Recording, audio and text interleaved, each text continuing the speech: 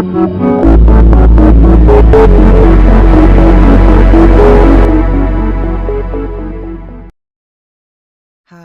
my name is Naomi, and you're watching my channel, Saint to Siren.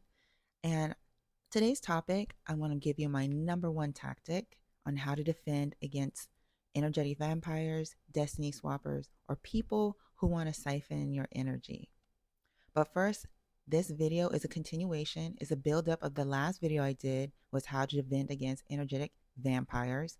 And just a quick recap, the best way is to be able to see that friend, family, lover in the new light when you sense that they are not right for you anymore. You need to start seeing them as going from friend to foe. When someone does an enemy action, they cheat on you. They're saying, I'm your enemy. I don't respect you. I don't like you. You got to immediately see them like, oh, you were a friend. You were good, but now you're a foe. You are an enemy. Because the faster you can do that, the more of ability you can keep hold of all your energetic money, in a sense, all your energy. Energy is the real currency. If they can just fleece you one time, and you properly treat them the way they're supposed to be treated as an enemy, you save all of your energy.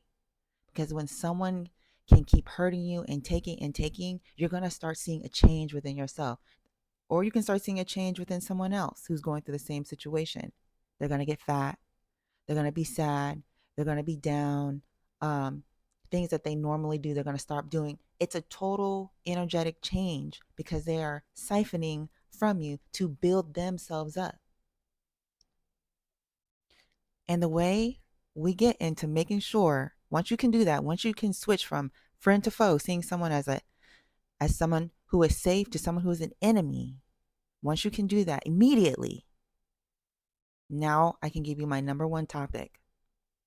Number one tactic, which is the topic. Mimic them. That's how you defend against destiny swappers. When someone is copying you, someone wants to destiny swap with you when they start copying you, your style, the way you talk, the way you move. They may want to copy your same interests. I had one ex-best friend, every time I changed my, like when I was going into college, every time I changed my major, like I wanted to do teaching, then I wanted to do something else, she would copy me. She would literally just follow wherever I wanted to go. She would talk to the men that I used to talk to. You know what I mean? Once you see that, just mimic them. Dress how they want to dress. Say what they want to say. Start talking to their men. They are an enemy now. See, that's why you have to master the last video. Because when you can turn off that switch, when you can put those soft feelings for them in check, especially with a ex-lover, whether that's a situationship, relationship, marriage, once you can like see them in a new light from friend to foe, now you can start treating them accordingly to what reality really is. Okay? Start mimicking them. Because now they're going to feel not safe. They're like, oh, wait, are you coming after me? You know what I mean? And it will actually demagnetize them to you. We're all magnets, north, south are attracted together. And that's why they're mimicking you. They are attracted to you. There's something about you that they like, that they want to embody, that they don't see within themselves. But once you just start reversing them, being a mirror to them, now they're going to be repelled about that. They're going to be repelled because they don't like themselves. So they're not going to like the things that they see you do that mirror them. Same thing with energy vampires. You start mimicking them. If they make fun of you in a certain way, you make fun of them in a certain way. And when you just start following what they're doing, how they're doing it, and just being a reflection to them, they're not going to like it. They're vampires. They don't have a reflection. They don't like the reflection. They're trying to get off of you. There is something that they do, right, that you can see, and you can just scratch that itch. You can just push that button, and they're going to be like, wait a minute. Oh, now you're trying to copy me? Mimicking. Mimicking is so good, especially if you're dating, because whatever they put in, you put in the same amount. It's like you're titrating. If they call you every day, you can call them every day. If they start calling you every other day, communication starts being weird, you just follow suit. You will never lose energy or give too much if you're just giving back what they're giving. And then eventually you can pull away or do whatever. But you'll never be left chasing because you're just giving what they're giving, right? It doesn't matter, even if you felt like you were on solid ground with a person and then all of a sudden it's feeling like quicksand, just follow their motion. They don't answer the phone. When they call you, you don't answer the phone. If they take 10 minutes to text you back, you can take 10 minutes to text you back. It really doesn't matter what the scenario is. Just give back what they're giving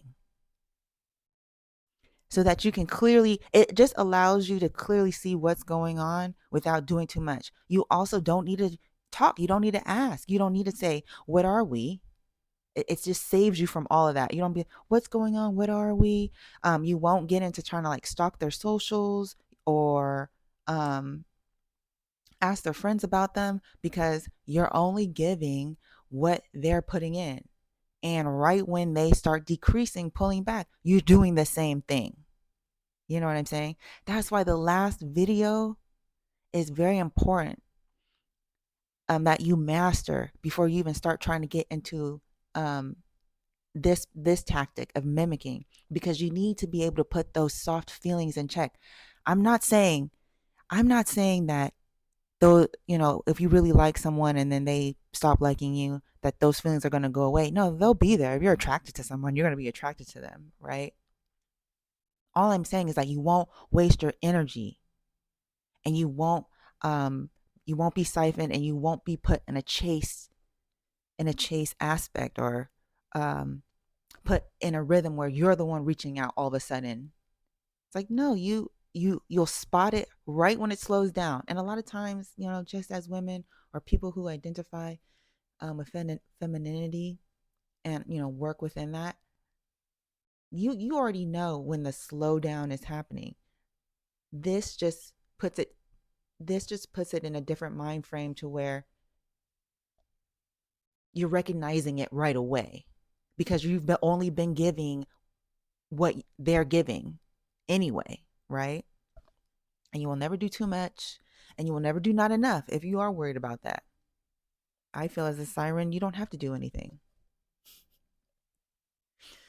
Um, because you are the goddess that they come to worship. I'll get more into that in another video, but I did touch on that.